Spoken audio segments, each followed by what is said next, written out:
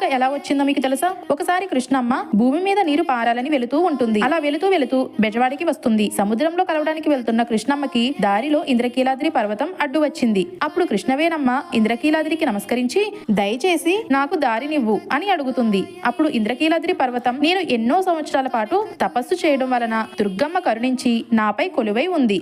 ఇప్పుడు నీకు దారినిస్తే నువ్వు ఇంద్రకీలాద్రికి ఏం చేస్తావో ఏమో. నా తల్లి దుర్గమ్మ ఇబ్బంది పడే ఏ పని నేను చెయ్యను అని అంటుంది.